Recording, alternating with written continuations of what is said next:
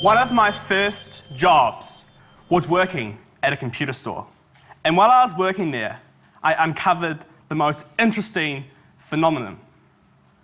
Some old people are literally scared of technology. One lady in particular was too scared to even touch an iPad for fear of causing the next Armageddon.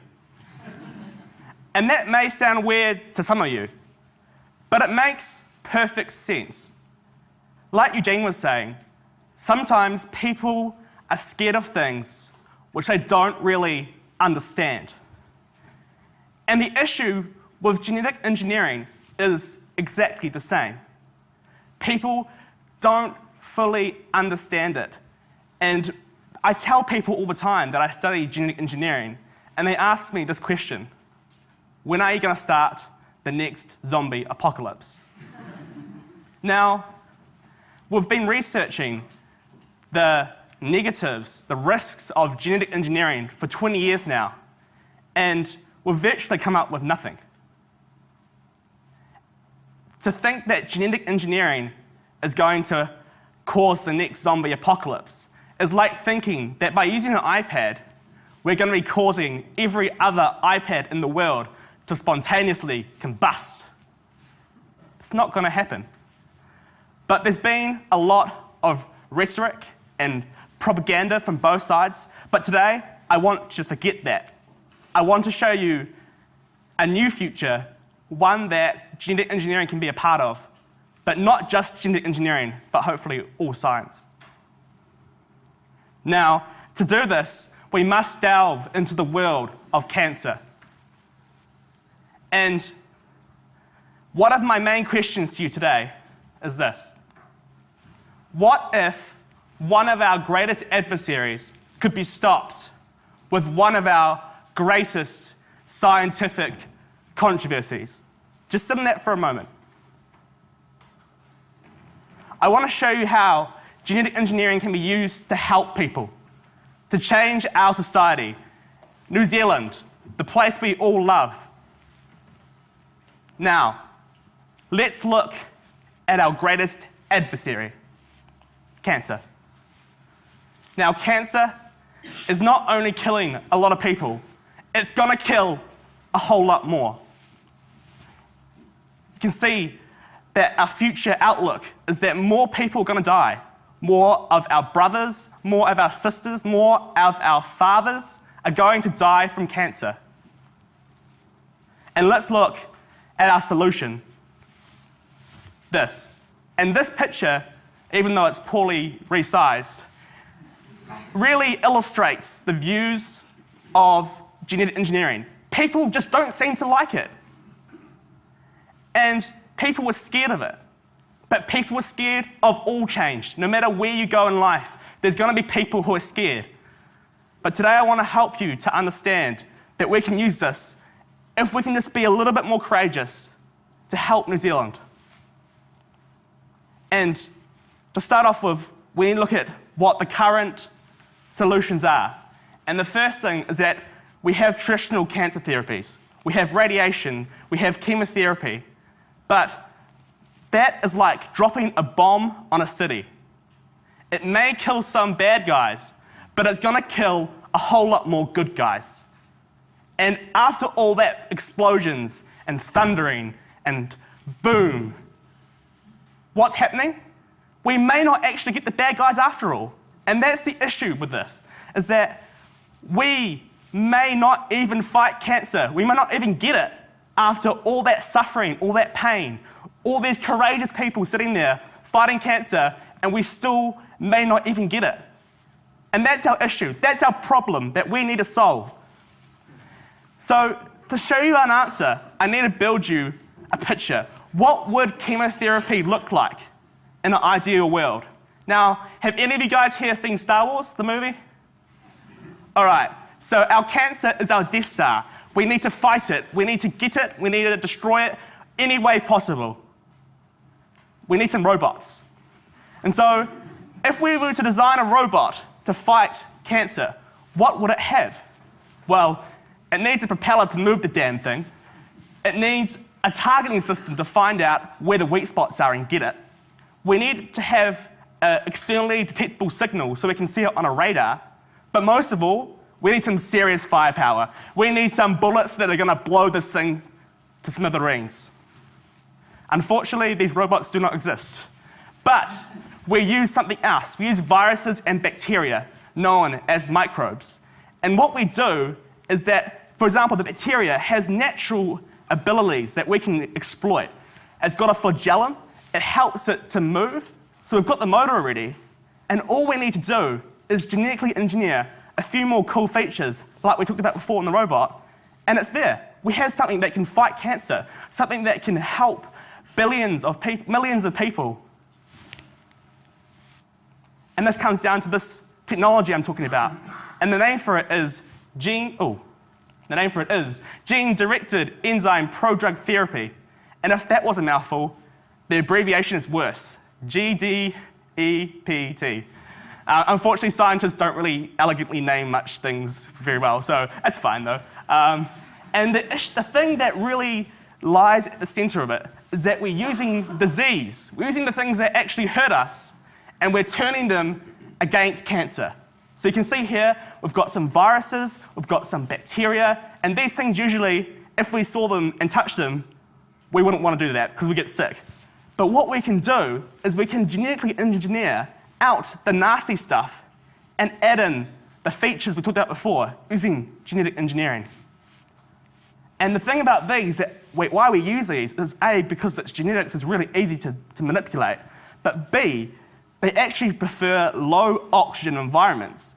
And the thing here that's really good is that when we have a cancer growing in your body, it actually outgrows the blood vessels which provide oxygen. So suddenly, we have this low oxygen environment, and these critters love to hang out there.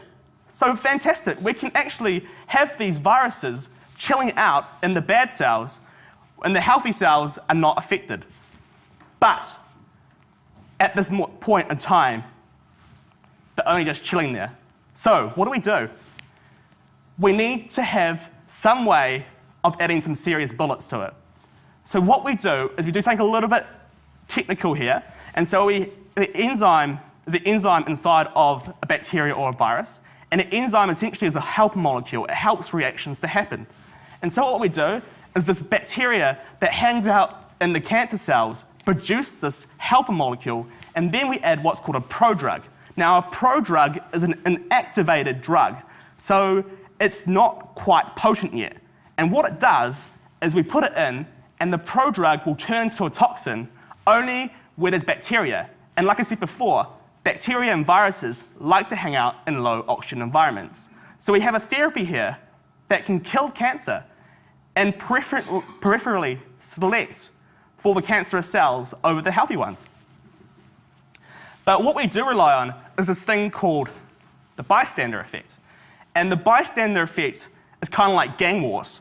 And so if you kill the top gangster, the gang suddenly collapse. Every other gangster goes. Goodbye. Bam.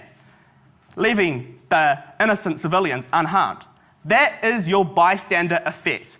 If you can get one cancer cell, it's going to spread to every other cancer cell, leaving the healthy ones unharmed.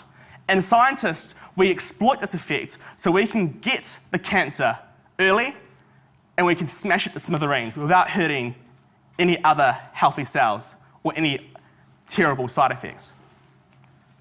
And the result? Astounding.